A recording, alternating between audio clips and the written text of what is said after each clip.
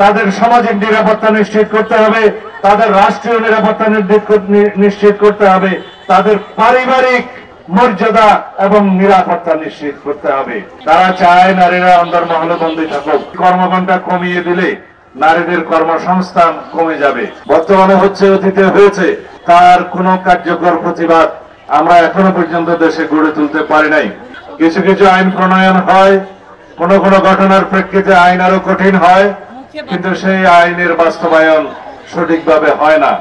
আইনের ফাঁক ফোকর গলিয়ে নারী নির্যাতনকারীরা, দর্শকরা বেরিয়ে যেতে পারে। কোন কোন সময় শক্ত আইনের এই অপব্যবহারগুলো আমাদের আইন শৃঙ্খলা বাহিনী করে থাকেন, সেদিকেও আমরা অবশ্যই নজর দেব। আজকে আমি বিশেষ করে বলতে চাই, দেশে একটি দল যারা ধর্মের নামে ব্যবসা করে, রাজনীতির ব্যবসা করে এবং বিভিন্ন রকমের জান্নাতের টিকিট বিক্রি করে রাজনীতি করতে চায়, ভোটের বৈতরণী পার হতে চায়, তাদের হাতে আজকে নারীরা নির্যাতিত হচ্ছে। তারা চায় যেন এই দেশের নারীরা অন্দরমহলে বন্দী থাকে, যেন বাংলাদেশের অর্ধেক জনসমষ্টি অন্ধকারে থাকে এবং নারীর অগ্রগতি প্রগতি না হয়।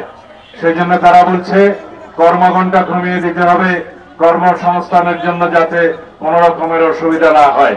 অথচ দেখা যায় সেই কর্মঘণ্টা কমিয়ে দিলে নারীদের কর্মসংস্থান কমে যাবে। তারা তাদের কর্মস্থলে অবশ্যই সম্মানের সাথে চাকরি করবে এবং সঠিক কর্মসংস্থানের জন্য কর্মঘণ্টা অনুযায়ী তারা কাজ করবে, তাদের যোগ্যতা দক্ষতা প্রমাণ করবে। তাতে করে নারীদের কর্মঘণ্টা কমানোর সাথে এই কর্মসংস্থানের বিপরীত সম্পর্ক। আমরা চাই নারীদের কর্মসংস্থান বৃদ্ধি হোক। যদি কর্মঘণ্টা কমিয়ে দেওয়া হয়, তাহলে যারা কর্মসংস্থান, যারা অফিস আদালত কলকারখানা পরিচালনা করেন, তারা স্বাভাবিকভাবেই নারীদের চাকরি দিতে চাইবেন না, বরং উল্টা কর্মসংস্থান কমে যাবে। আমরা কি চাই নারীদের কর্মসংস্থান কমে যাক? তাহলে পরে যারা এই বক্তব্য দিচ্ছে তাদের উদ্দেশ্য খারাপ। তারা চায় নারীরা অন্দরমহলে বন্দী থাকুক, সমাজের অগ্রগতি তারা চায় না।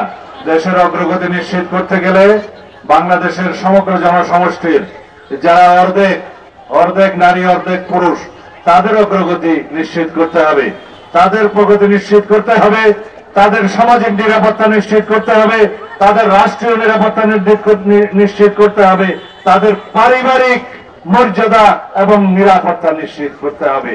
তাহলেই দেশ এগিয়ে যাবে।